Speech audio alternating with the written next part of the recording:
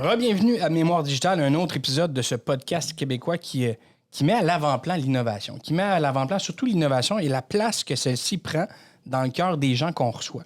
Dans la première saison, on a eu plusieurs invités de plusieurs domaines, comme vous avez pu écouter. Si vous n'avez pas eu la chance, je vous invite à aller les réécouter. Vous pouvez nous trouver sur toutes les plateformes, bien entendu, ainsi que sur le lanternedigital.com. Mais l'innovation, ça prend le chemin que ça veut, ça tisse l'étoile que ça veut dans la tête des gens. Personne agit de façon identique quand on parle d'innovation. Aujourd'hui, je suis content de recevoir Mathieu Boilard. Salut Mathieu, comment vas-tu? Ça va super bien, merci. Mathieu, tu es président, propriétaire, fondateur de Nassi Biologie Médicale. Oui. On va y revenir, mais j'ai trouvé ça très drôle parce que j'ai une charmante collègue qui me fait une recherche qui m'aide beaucoup. On dit de toi que tu es un spécialiste de la biologie cellulaire, de la fécondation des mammifères en général et plus particulièrement des spermatozoïdes. Oui, exact. Je me trompe pas quand je donne ce titre-là. Non, sur une carte d'affaires, c'est assez long, honnêtement, là, mais... Non, c'est ça. Je le dis pas comme ça tout le temps parce qu'effectivement, c'est très long, mais la description que tu viens de faire là, c'est à peu près la plus précise. Par exemple, si tu donnais ça comme description à quelqu'un qui est versé dans l'art des sciences de la vie, là, un biochimiste, un microbiologiste ou un biologiste, il saurait exactement, en fait, assez précisément ce que je fais moi. Ouais. Ton parcours t'a amené à aller en biologie à l'université. Oui. Et un jeune Mathieu Boilard, OK? Un jeune qui dit « Je vais aller à l'école ». Comment on vient à l'idée, en étant jeune, de dire « Je vais aller en biologie ». La première étape. Oui, en fait, c'est un drôle de parcours parce que au départ, moi, ma force quand j'étais étudiant au primaire et au secondaire, c'était beaucoup les mathématiques. Okay. Mon père, c'est un tripeux de maths, mais ma mère est enseignante. Ils m'ont drillé vite. Je suis devenu très bon, très vite en mathématiques. Puis quand je suis rentré au cégep en sciences pures, au campus Notre-Dame-de-Foix, j'ai fait beaucoup de cours de mathématiques, beaucoup de cours de physique, mais en fait, je restais comme avec une espèce d'appétit inassouvi pour comprendre la biologie. Puis il faut dire qu'à l'époque, probablement par manque de connaissances en général, la physique pure m'intéressait. Mais je ne voyais pas nécessairement de déboucher là-dedans, ce qui était une erreur, là, parce qu'il y en a énormément. Avec le recul. Ouais, mais il y en a énormément, mais je veux dire, j'avais de la difficulté à conceptualiser à l'époque. J'étais très jeune, j'avais 17 ans. J'avais de la difficulté à conceptualiser qu'est-ce que j'allais faire de ma vie concrètement en étant physicien. Puis, alors qu'en biologie, ça devenait plus... c'était plus facile de voir le choix. C'était plus facile, étant un late teen, de voir un vieil adolescent, de voir où j'allais m'en aller. À cette époque-là, je me disais, je vais travailler dehors, je vais faire des travaux de recherche sur des populations d'animaux qui sont importants pour l'environnement ou des choses comme ça. Mais à l'époque, tu t'en allais-tu plus vers la biologie animale, la biologie sous-marine? C'est plus la faune que l'être humain ou la fécondité? Ce qui m'intéressait, c'était principalement la faune. OK. Ouais. C'était un peu bizarre parce que mes parents, c'est des horticoles professionnels. Là. Il n'y a pas d'autre mot que ça. Là. C'est des machines de combat à cultiver des arbres, des plantes vivaces, des plantes annuelles, des légumes, des fruits. Ils ont le pouce vert. C'est un euphémisme. Là. Ils sont vraiment très forts. Là.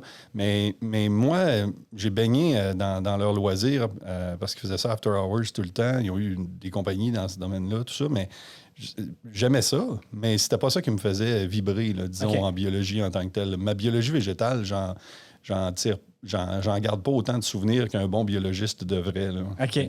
Mais est-ce que étant jeune, tu te voyais travailler comme gardien? Tu sais, les jeunes, on a tous des rêves, on va être astronaute, on va être policier. Est-ce que toi, tu te voyais comme gardien de zoo? Est-ce que déjà, étant jeune, tu te voyais travailler avec des animaux? Parce que, tu sais, moi, j'ai une fille de 10 ans qui, déjà, elle, se voit travailler avec les animaux. Fait que je me dis, il y a peut-être une traque vers la biologie qui pourrait l'amener vers là. Est-ce que c'était, à ce moment-là, déjà des réflexes? Oui, absolument. Moi, le contact avec les animaux, j'ai toujours aimé ça. Là. Je me suis tanné du contact des animaux de ferme avec les années, là, parce qu'à force de travailler sur des fermes, on se tanne des vaches à un moment donné. C'est pas tout le temps aussi sexy et aussi fun à côtoyer. Non, c'est ça. C'est beau de loin à travers une clôture, là, mais quand t'as d'autres manipulations à faire, des fois, c'est moins le fun. Oui, les cultivateurs qui me connaissent puis pour qui j'ai travaillé, s'ils voient le podcast, ils vont connecter. Là, mais c'est ça, à un moment donné, Mais non, oui, effectivement, j'aurais aimé ça, être dans ma vie professionnelle, être au contact direct des animaux. Je l'ai été aussi, on pourrait y revenir, mais dans ma carrière de chercheur, je parle.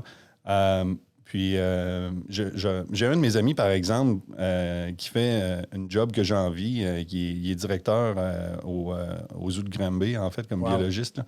Puis, en fait, j'envie sa job à cause du contact avec les animaux. Le côté naturel m'aurait probablement plus intéressé encore, là, mais oui, j'ai envie de dire la zoologie, c'était quelque chose qui m'intéressait énormément. Puis comment on passe de la zoologie, la biologie, à travailler, on sait que tu as travaillé, entre autres, chez Alliance Bovitech, de la recherche avec les vaches, à arriver à faire la corrélation avec la fécondité bovine et la fécondité humaine? Oui, ce step-là, en fait, il est beaucoup, beaucoup plus facile qu'on pense. Parce que, excuse-moi, au niveau cellulaire, en fait, la démarche intellectuelle puis le stimulus est le même. OK.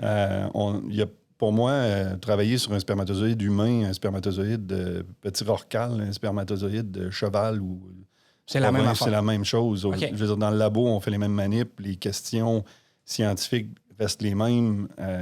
Quoique, évidemment, il y a des choses qu'on sait sur certaines espèces qu'on ne sait pas sur d'autres. Et puis, il y a des projets de recherche qui diffèrent à cause de ça, évidemment. Mais je veux dire, pour quelqu'un qui est en biologie cellulaire, travailler, c'est ça, sur que la cellule provienne d'un animal ou l'autre, il y a des particularités, mais c'est essentiellement le même métier, là. OK. Fait de travailler sur une cellule ou l'autre, pour toi, c'était pas une différence, mais tu voyais déjà peut-être des pistes de solutions qui étaient peut-être appliquées à cette biologie-là, qui pouvaient s'appliquer aussi à l'humain?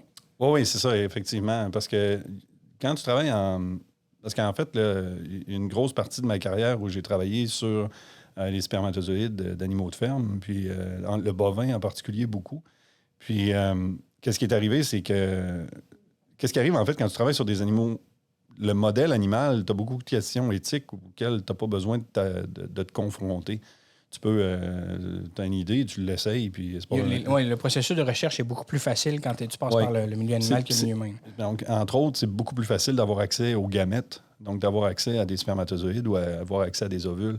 Si, par exemple, on veut former quelqu'un puis en faire un pro en fécondation in vitro, on ne le fait pas pratiquer sur des ovules humains, là. On le fait pratiquer sur des ovules qui ont été acquis à partir d'ovaires d'animaux de ferme. Là, la personne en manipule des dizaines, des centaines, des milliers au fil des semaines, des mois. Il devient facilement un expert dans cette manipulation-là qui va être la même avec l'ovaire ou du spermatozoïde humain à ce moment-là, mais tout le risque de l'échapper, on va dire ça même, ou de rater son coup, la formation va se faire à moindre risque à ce moment-là. Mais c'est même pas, on va dire comme ça, c'est carrément ça, là. Okay. La première fois que quelqu'un échappe un plat de pétri plein d'ovules qu'il a cultivé pendant 3 jours, là, il sacre, là.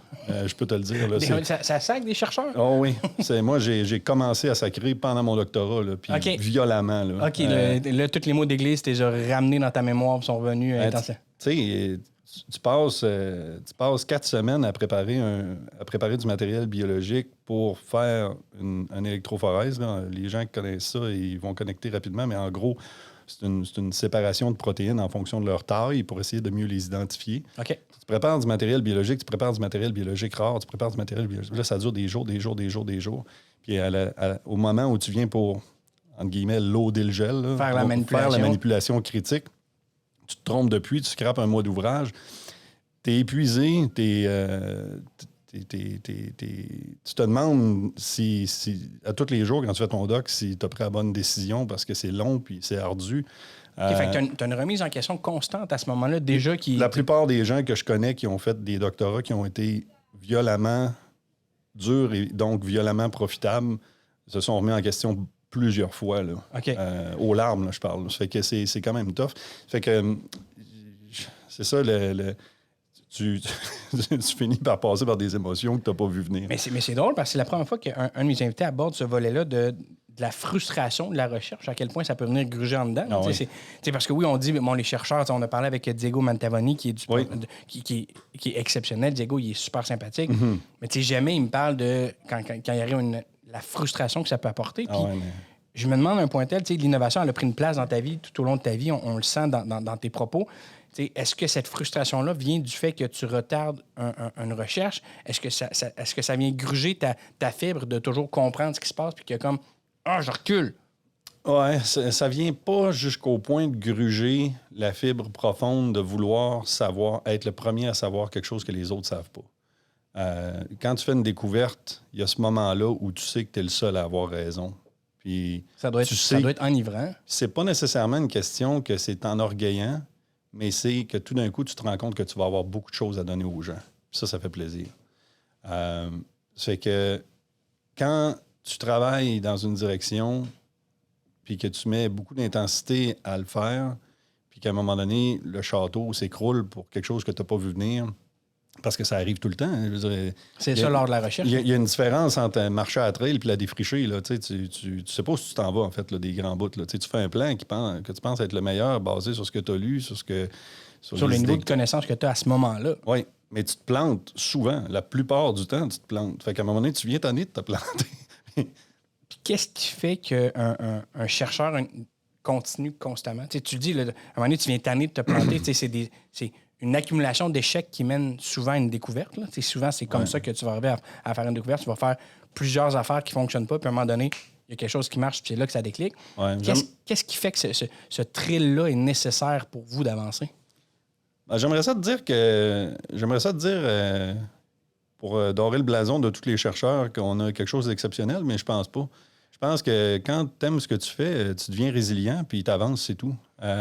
C'est vrai pour n'importe quel entrepreneur, c'est vrai pour beaucoup de chercheurs, c'est vrai pour une mère de famille qui est seule, c'est vrai pour... tu sais, je veux dire, si tu veux faire de quoi qui prend du sens dans ta vie, à un moment donné, tu es obligé de mettre des efforts. Puis je pense que tout le monde fait ça à quelque part. Là. C'est juste qu'il faut que tu trouves une place où mettre les efforts, au moins, t'amènes le genre de récompense qui te plaise à toi. Moi, cette récompense-là dont je t'ai parlé, de pouvoir expliquer quelque chose de nouveau à quelqu'un que personne ne savait, c'est ma récompense. Puis je pense que c'est ça, dans le fond, qui a fait que j'ai jamais arrêté.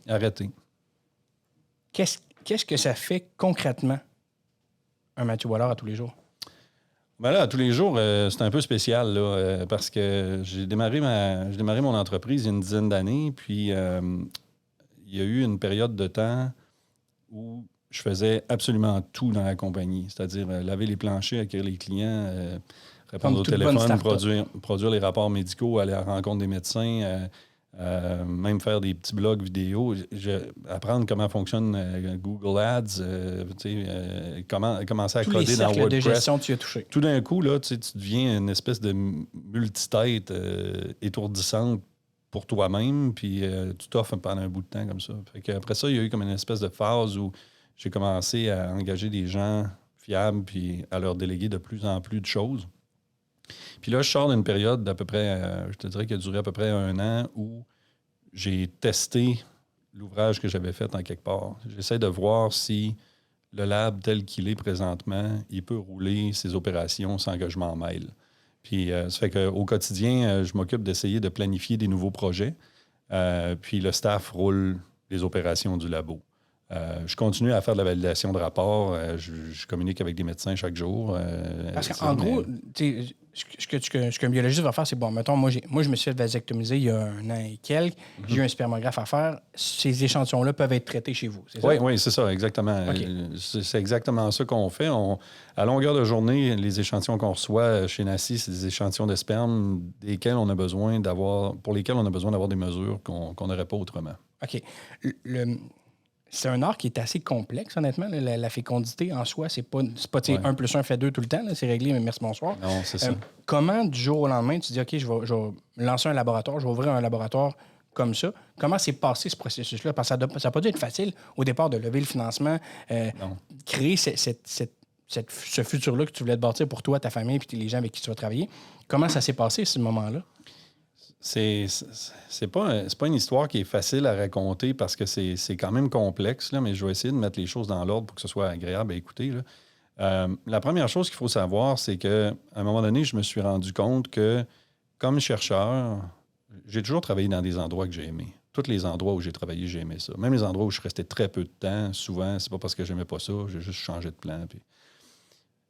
Mais à un moment donné, je me suis rendu compte que j'étais pas capable d'avoir la liberté que je voulais avoir comme chercheur si je devais expliquer à des gens qui n'étaient pas profondément commis dans mon sujet, soit parce que c'est d'autres chercheurs puis ils ont leurs affaires à faire, soit parce que c'est des gens qui dirigent une entreprise qui se commet en recherche.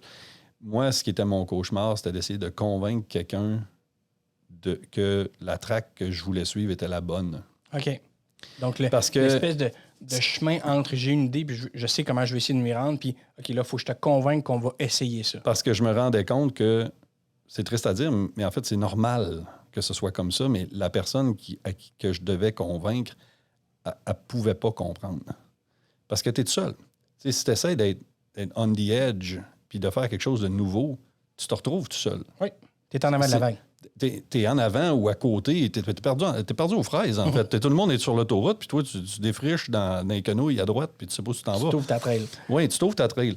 Ça fait que la personne est pas là, puis donc, tu te rends compte, parce que tu utilises ton intelligence pour essayer de communiquer efficacement avec cette personne-là, mais le signal que tu reçois, c'est que la personne, elle ne peut pas comprendre. Malgré tout le bon vouloir qu'elle peut avoir. Malgré tout le bon vouloir qu'elle a. Puis il y en a, là, du bon vouloir. Là. C'est ça, c'est des chars, là. C'est des 10 roues de bon vouloir qu'il y a, mais il y a un bridge qui se fait pas. C'est qu'à un moment donné, je me suis dit, je pense que la personne qui est la plus compétente à exécuter la recherche puis à amener les idées puis tout le kit, on n'a pas le choix de faire en sorte que cette personne-là soit celle qui lead tout. Le décisionnel. Le décisionnel. Puis depuis que j'ai, entre guillemets, compris ça, ma vie a complètement flippé de bord, puis je suis beaucoup plus heureux que j'étais avant. Est-ce que tous les centres de recherche ont ce profil-là de la personne à la tête du centre de recherche?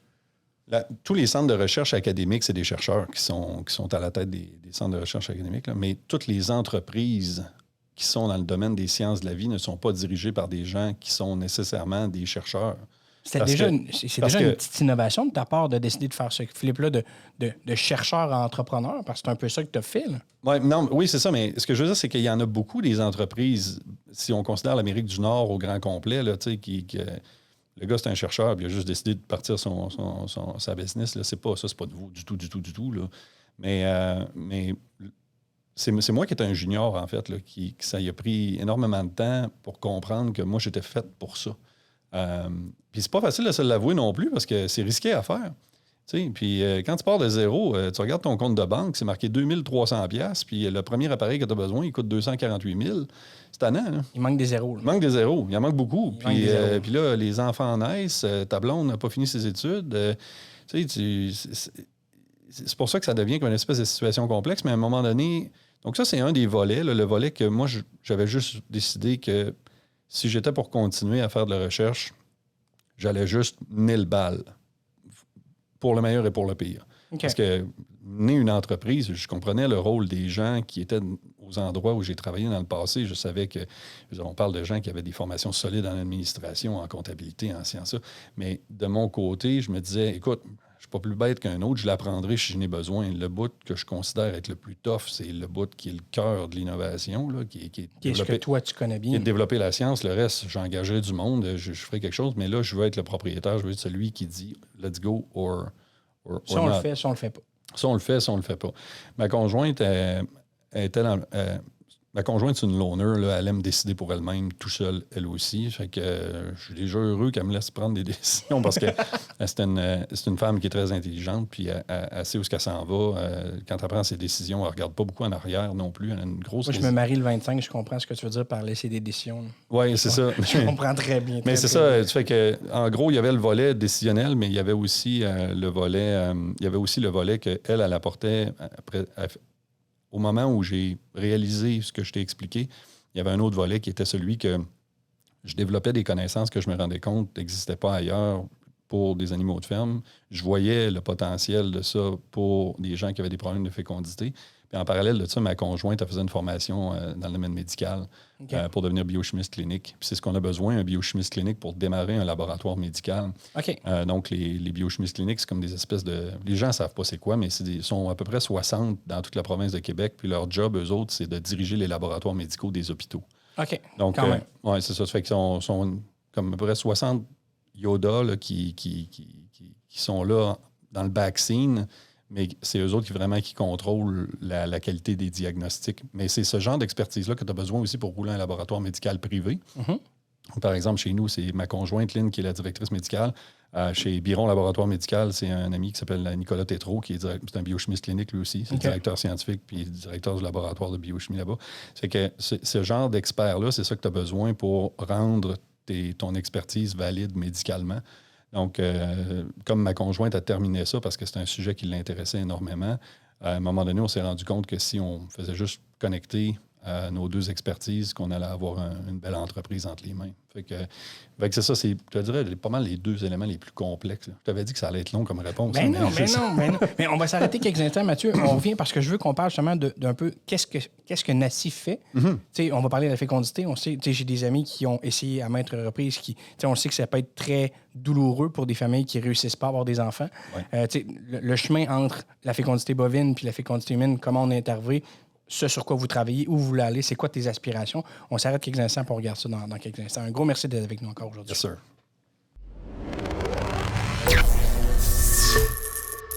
Toujours avec Mathieu Boilard, qui est président, propriétaire et fondateur de Nassi Biologie Médicale, un laboratoire à Pont-Rouge. Non, pas Toi, du tu es de Pont-Rouge. Ouais, le laboratoire est dans le coin de Montréal, right? Oui, c'est ça. Moi, je suis natif de 400 pieds d'ici, là, pour faire une image, okay. en plein bois à Pont-Rouge, mais le labo, on l'a fondé sur la rive sud de Montréal, à Longueuil. OK, parfait. Ouais. Qu'est-ce que Nassi fait concrètement? Ce que Nassi fait concrètement, Nassi, c'est un laboratoire médical en biochimie clinique. Ça veut dire quoi? Ça veut dire qu'on reçoit des patients qui ont des requêtes d'analyse qui proviennent de leur médecin. Alors, qu'est-ce qui se passe? C'est qu'un patient qui se présente chez le médecin, qui dit « bon, j'ai tel ou tel problème », il va sortir avec des requêtes d'analyse ou des requêtes pour la pharmacie pour obtenir des médicaments ou des choses comme ça. Nous autres, on s'occupe du volet requête d'analyse de laboratoire. Okay. Mais pas n'importe quelle analyse de laboratoire. Les analyses de laboratoire qu'on fait chez nous, c'est des analyses qui sont très ciblées, qui ont trait au sperme, en fait, que ce soit en fertilité. Tout ce qui est fécondité. Tout ce qui est fécondité chez l'homme. Donc, Nassi, ce qu'elle fait là, au quotidien, c'est analyser du sperme avec des outils de mesure en biologie cellulaire. Donc, la mission, c'est un peu d'aider des hommes à devenir papa? Oui, ou les aider à ne pas devenir papa. Un ou l'autre. Un ou l'autre, oui, okay. C'est ça. Je te dirais qu'on a peut-être... ça fait longtemps que je n'ai pas fait ce calcul-là, mais on a, à vue de pif, je dirais qu'on a à peu près 70-75% de notre chiffre d'affaires qui est en fertilité, puis peut-être le quart au tiers qui serait en contraception. OK. Ouais. Donc, quelqu'un qui a des difficultés à avoir des enfants, qui est infertile ou qui pense qu'il peut l'être, peut faire affaire avec vous. Ouais. Quelqu'un qui en a eu puis qui ne veut plus en avoir peut aussi faire affaire avec vous. Oui, c'est ça. Puis, en fait, la raison pour laquelle on a fondé cette entreprise-là, c'est parce que en travaillant comme chercheur, Lynn et moi, on a développé une expertise particulière sur la biologie cellulaire des spermatozoïdes, des ovules aussi. Ma conjointe est vraiment forte à comprendre comment les ovules fonctionnent.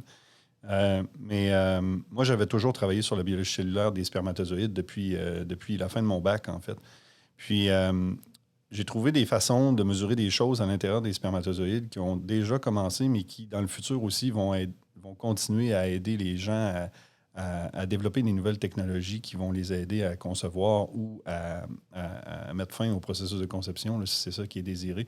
Parce que les spermatozoïdes, qu'est-ce qui arrive, c'est que c'est une cellule de laquelle on ignore encore énormément de choses. Il y a beaucoup, beaucoup de choses qu'on a compris dans les derniers 40 ans, je dirais 50 ans. Là, il y a eu comme une espèce de comme une espèce de boom de connaissances.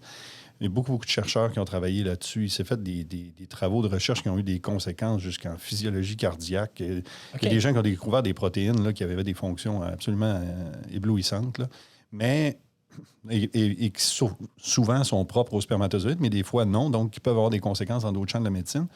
Mais en s'attardant à cette cellule-là un petit peu plus, je pense qu'on va encore dans les prochaines années, là, avec les outils de mesure qui s'améliorent, on va pouvoir aider les gens de mieux en mieux. Mais il ne faut pas lâcher le morceau parce que quand on regarde les stats, là, encore là, j'y vais de mémoire, là, mais je crois que c'est à peu près...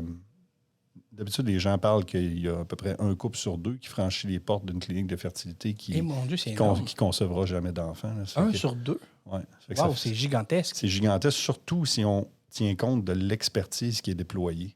Parce qu'on va être clair, là, ce chiffre-là, j'ai de l'air du gars qui leur donne du trouble, là, en fait, qui leur donne qui leur lance des navets, là, des tomates. Mais c'est pas le cas du tout. Là. Ici, au Québec en particulier, mais pas mal partout en Amérique du Nord, puis beaucoup en Europe aussi, là, l'expertise des gynécologues qui sont en fertilité est vraiment très, très élevée. Là. Parce que ce sont des gens qui ne sont pas des scientifiques de formation, puis durant leur spécialité en gynécologie, puis après ça en endocrinologie de la reproduction, doivent se tenir au courant d'avancées en biologie cellulaire qui sont importantes puis qui sont pas faciles à comprendre. C'est que si tu fais ta médecine au lieu de faire ta biochimie, tu pars avec une strike. T'es pas dans la bonne track pour analyser des travaux de recherche avancés en biologie cellulaire tout à l'heure. Je l'ai réalisé avec les années parce que j'ai des amis très, très proches, même des membres de ma famille qui sont devenus des médecins spécialistes dans divers domaines. Puis des fois, je m'amuse à vérifier qu'est-ce qu'ils savent, qu'est-ce qu'ils savent pas. Puis je teste moi aussi qu'est-ce que je sais, qu'est-ce que je sais pas. C'est super le fun. Ça doit être le fun, aller super avec toi. Oh mon Dieu! Mais ouais, c'est ça. Mais je veux dire, quand tu regardes ça, l'idée, c'est qu'il y a une super belle expertise en fertilité, en particulier au Québec. Puis les médecins sont vraiment très bons. Mais il y a tellement d'ouvrages à faire, c'est incroyable. C'est quoi les ressources pour un couple qui essaie d'avoir des enfants qui ont de la difficulté, que ça ne fonctionne pas? C'est quoi les ressources qui existent aujourd'hui pour les aider? Ouais. La première affaire à faire, c'est que si, par exemple, un couple a des problèmes à avoir... Qu'est-ce qu'on appelle avoir des problèmes de fécondité, en fait, là, chez Homo sapiens? Là, c'est avoir essayé d'avoir des petits bébés en suivant votre libido pendant à peu près 6 mois, 1 an. Là. Mm-hmm. Puis 6 mois pour les plus vieux, parce que les gynécos essaient de se donner une chance d'intervenir, là. Mais normalement, là, si vous êtes un couple dans la vingtaine ou dans le début trentaine, puis vous essayez d'avoir des petits bébés, là, après 1 an, s'il n'y a pas de conception, il y a quelque chose qui ne marche pas. C'est possible qu'il y ait quelque chose qui ne fonctionne pas. Puis souvent rendu là, statistiquement, ça vaut la peine de commencer à investiguer. Qu'est-ce que ça veut dire? Ça veut dire qu'on va voir, souvent les conjointes vont aller voir le médecin qui fait leur examen gynécologique annuel, là. Mm-hmm. Celui qui vérifie leurs organes génitaux, leurs seins, tout ça. Puis ce médecin-là, en se confiant à ce médecin-là, mais le médecin peut faire des requêtes pour ce qu'on appelle la première ligne. Ça peut être le médecin de famille qui fait ça aussi. Là. À ce moment-là, Nassi peut intervenir pour prendre justement les échantillons, analyse d'échantillons. Est-ce que vous faites aussi le côté féminin? Est-ce que vous faites aussi les ovules? Non, on fait juste vraiment le spermatozoïde. C'est ça. Il n'y a pas beaucoup de tests de biologie cellulaire qui existent sur les ovules en particulier parce qu'on ne peut pas en récupérer, en fait. Là. C'est pas facile de récupérer un ovule, là. Surtout chez une femme, là, en fait. Ça fait qu'à moins de travailler sur des ovules, en fait, il y a pas mal que 2 façons de faire ça. Soit on surovule un animal, puis on récupère les ovules par rétroperfusion après avoir déclenché l'ovulation, ou bien non, on va chercher des ovaires à l'abattoir, par exemple à l'abattoir porcin ou à l'abattoir bovin, puis on les ponctionne en les aspirant avec des seringues, mais c'est pas facile de trouver des ovules sur lesquels travailler. Okay. C'est que travailler sur des ovules de femmes, les tests, ils n'ont pas rapport en tant que tel avec... sont pas effectués sur l'ovule, sont plus effectués chez la femme sur leur endocrinologie, sur la physiologie de leur utérus, tout ça. Ça fait que les tests chez la femme sont, moi, je les trouve un petit peu plus indirects que ce qu'on fait quand on mesure des choses dans la cellule du spermatozoïde. Là. Qui est la cellule reproductrice. Là, tout start par ça. Fait qu'effectivement, d'intervenir directement là, on donne un plus haut pourcentage de trouver ce qui ne marche potentiellement pas. Là. Ce qu'on essaie de faire, c'est de tirer le maximum de data sur ce qu'on est capable de savoir. Là. Quand tu es dans le néant, dans un processus aussi complexe que la fécondation, tu essaies de tirer tout le jus que tu es capable de tirer. Ça fait que c'est ça.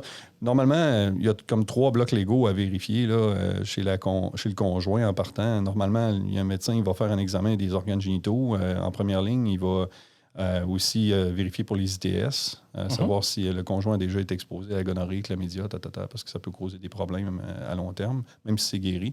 Puis il va demander un spermogramme. Puis du côté de la conjointe, les 2 premiers blocs légaux, ça ressemble pas mal. L'examen des organes génitaux, l'examen gynéco, les tests d'ITS. Puis souvent, le 3e volet de la première ligne, là, c'est vraiment de vérifier le côté endocrinologique, là, comme je te disais. Mais ça, normalement, ça peut être effectué par le médecin de famille. Là. En théorie, ils sont supposés avoir l'expertise. Tout ce premier niveau-là, c'est au niveau de la médecine de famille que ça va se faire. Ouais. C'est quand on tombe vraiment au niveau des échantillons que là, on va aller vers des spécialistes comme Nassi pour faire l'évaluation. C'est-à-dire qu'eux autres, ce que je te coupe. En gros, c'est simple, c'est qu'eux autres, ils vont émettre des requêtes. Là, ils vont demander, par exemple, à la conjointe, tiens, là, le papier, va faire tester ton sang pour tes... Une bonne vieille prescription. C'est ça. Va faire tester ton sang à l'hôpital ou chez Biron ou ailleurs pour vérifier si tes hormones sont correctes. Mais ils vont émettre aussi une requête pour faire le spermogramme du côté du conjoint. À ce moment-là, pognez le téléphone, vous nous appelez, on règle ça, c'est pas très long. Ce qui est pas pire, c'est que l'analyse qu'on va faire va être beaucoup plus en profondeur que n'importe où ailleurs. Ça fait qu'on on va prendre des mesures, dans le fond, qui vont être qui seront pas prises par d'autres laboratoires médicaux à cause de l'expertise et de l'équipement qu'on a.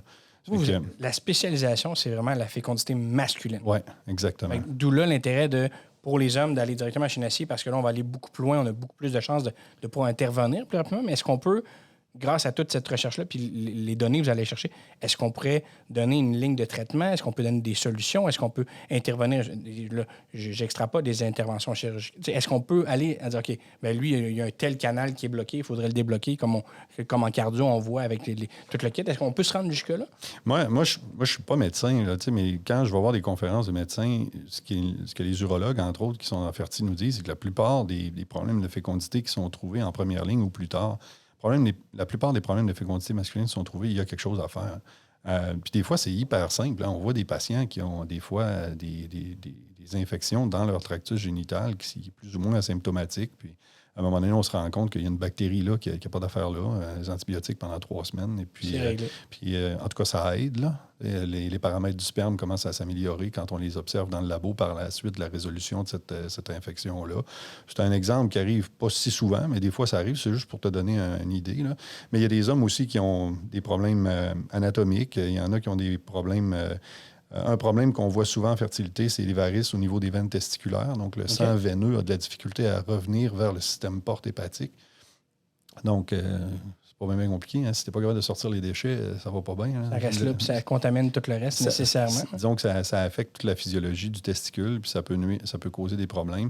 Il y a des médecins qui font des embolies de ces veines-là, l'embolisation de ces veines-là pour essayer de régler le problème on appelle ça un varicocèle. C'est fréquent chez les Caucasiens comme toi et moi, testicule gauche.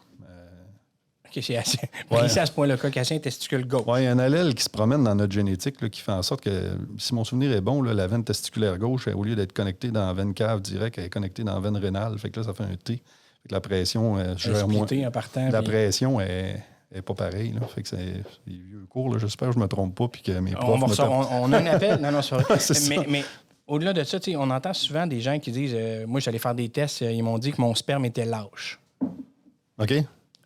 Plusieurs de mes amis m'ont dit OK, moi, c'est quoi ça, un sperme lâche? Oui, ce à quoi ils réfèrent, je pense, là, c'est à ce qu'on appelle dans le domaine de la sténozoospermie. Asténos, c'est un mot grec, si mon souvenir est bon, qui veut dire paresseux. Okay. Donc, la sténozoospermie, ça veut dire que les cellules spermatiques sont un petit peu paresseuses. Ce que ça veut dire? Ça veut dire que quand on mesure la mobilité des spermatozoïdes, le pourcentage de spermatozoïdes qui bougent est relativement faible comparément à ce qu'on espérerait.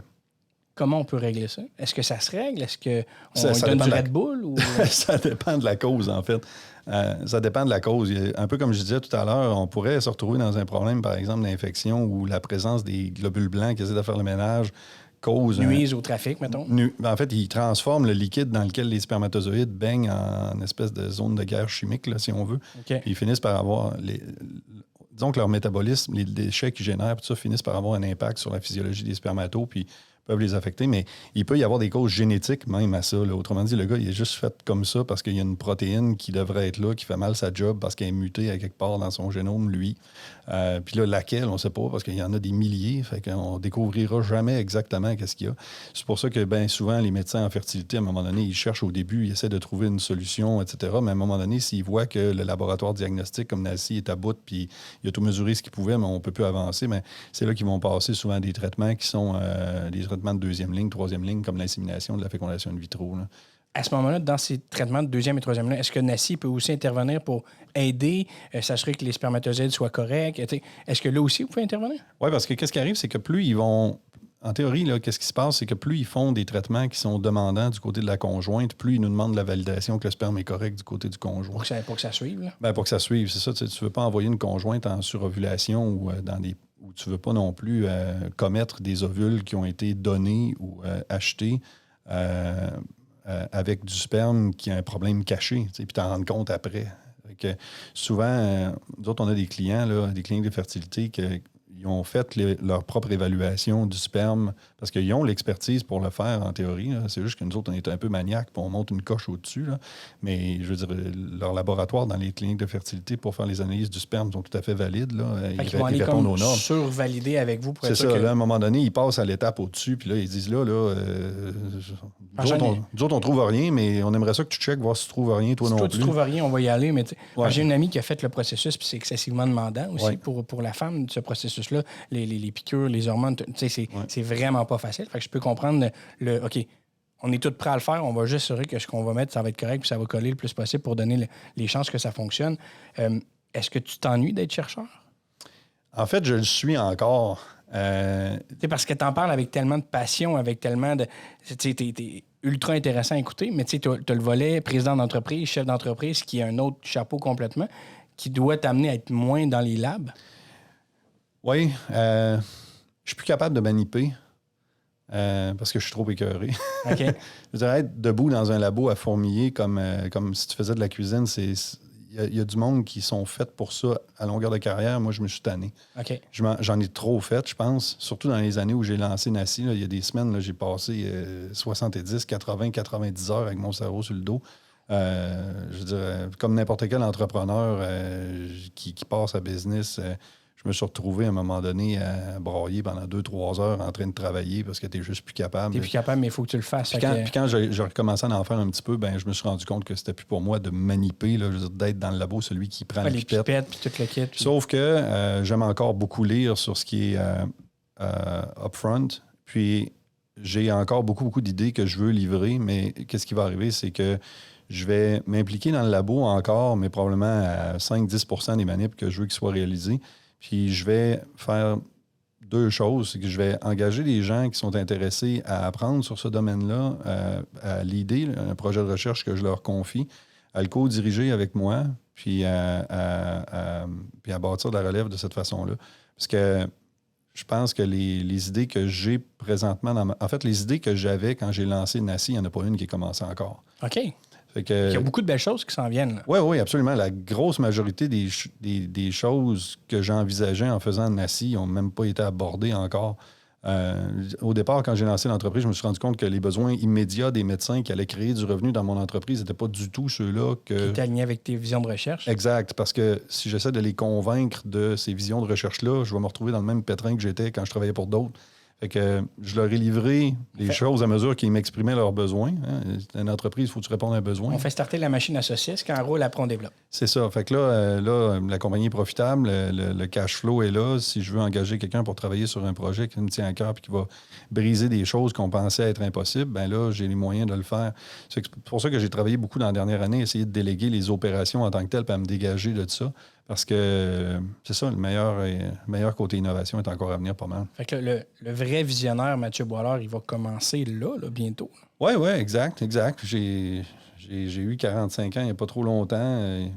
Je pense pas crever demain matin. Là, ça fait qu'on devrait brasser pas mal d'affaires dans les prochaines années. Mathieu, on va te suivre avec beaucoup d'intérêt. Je trouve ça fascinant. Puis je pense qu'il y a encore plein de découvertes qui peuvent être faites. Puis moi, ce qui me fascine le plus dans ça, c'est que oui, c'est des découvertes qui changent la médecine, mais qui changent aussi la vie des gens.